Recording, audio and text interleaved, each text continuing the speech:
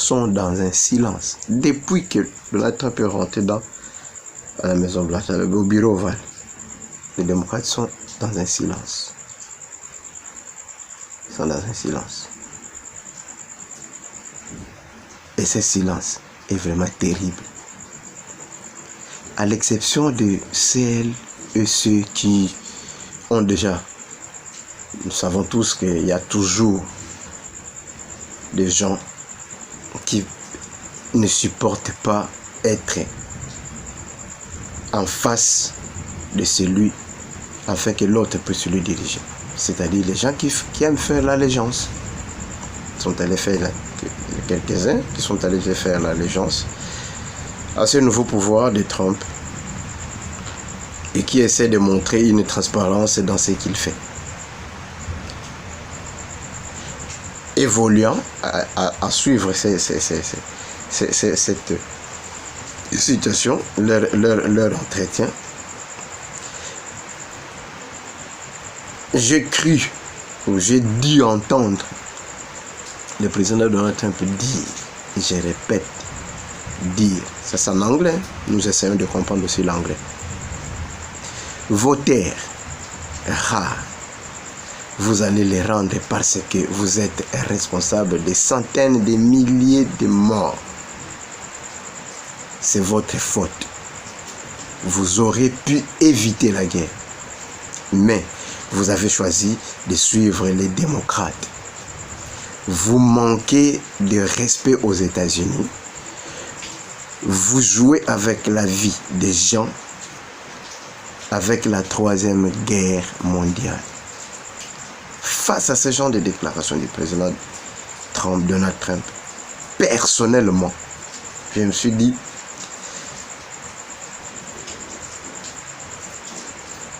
et eu cette ferme conviction que pour le peuple ukrainien, la paix et le commerce avec les États-Unis, même injustement en faveur des USA, aurait été une situation bien meilleure que la guerre ou le pillage de ces ressources naturelles qui ne profitaient réellement qu'à une minorité de certains oligarques ukrainiens et les étrangers aussi. Et ce cas est similaire, c'est comme si c'est le cas qui se passe dans mon pays. Vous voyez les drapeaux derrière moi.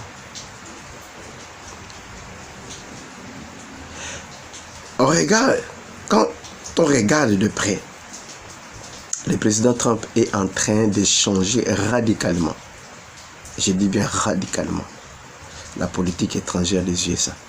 Il semble être limpide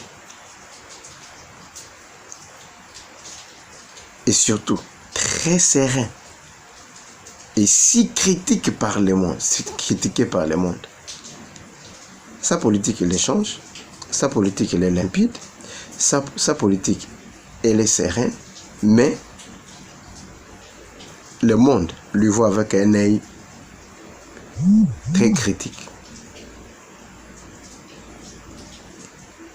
Alors que sa stratégie est toute simple, rétablir le commerce à l'avantage des USA en affaiblissant les oligarques ukrainiens et non ukrainiennes à travers le monde qui sont très actifs dans les conflits en leur prenant presque tout ce qu'il leur aurait été ramassé. Et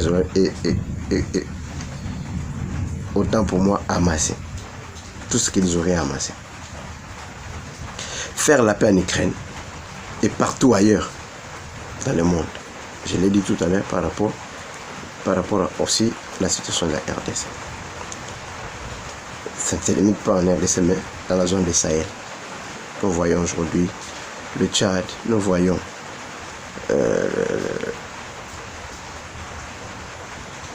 le Burkina, en fait, toute la zone de Sahel. Ça, c'est en Afrique.